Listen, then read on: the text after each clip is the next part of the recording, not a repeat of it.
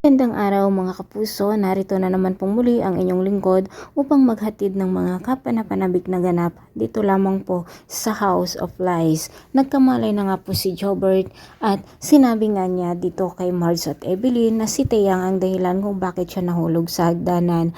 Agad na pumunta si Marge dito sa kanilang bahay upang sugurin si Teya, ngunit nagsinungaling si Teya mga kapuso at naunahan nga ni Teya ang kanyang anak na si Ashley na pagsabihan ito na sabihin niya na siya ang nandun at nakita niya ang pagkahulog ni Jobert. Hindi naman naniniwala si Marge dito sa sinabi ni Ashley kung kaya't nagpagawa pa rin siya ng warrant of arrest laban kay Teya para sa ganun ay pagbayaran ang kanyang ginawa dito kay Jobert.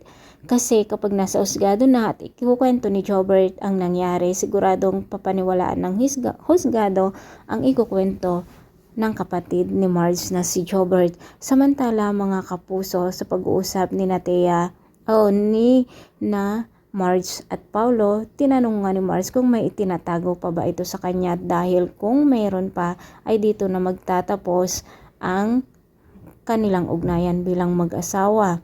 Samantala, nahimatay nga po si Jasmine at agad na dinala nila sa ospital. At ang sabi nga po ng doktor ay kailangan niya ng dugo pero manggagaling mismo ito sa kanyang kapatid kung may kapatid nga ba itong si Jasmine. Samantala, nakukonsensya nga si Ashley dito sa kanyang ginawa na pagtatakip ng kasalanan ng kanyang ina kung kaya't nagsabi siya dito kay Edward na si Teya nga talaga ang may kagagawan dito sa nangyari kay Jobert. At galit na galit nga si Edward na sinampal isong si Teya at aalis na nga sila dito sa bahay at isasama si Teya.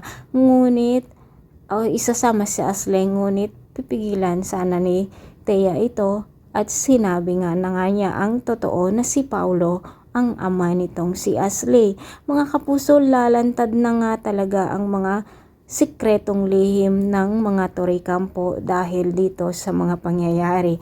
Ano kaya ang gagawin ni Marge kapag nalaman niya na si Teya ay anak ni Ashley ay anak ni Paulo at Teya, mga kapuso, na matagal na ngang inililihim ng pamilya Torre Campo. Pakaabangan po natin ang susunod pang ganap dito lamang po sa House of Lies. Maraming salamat sa walang sawang pagsubaybay. God bless.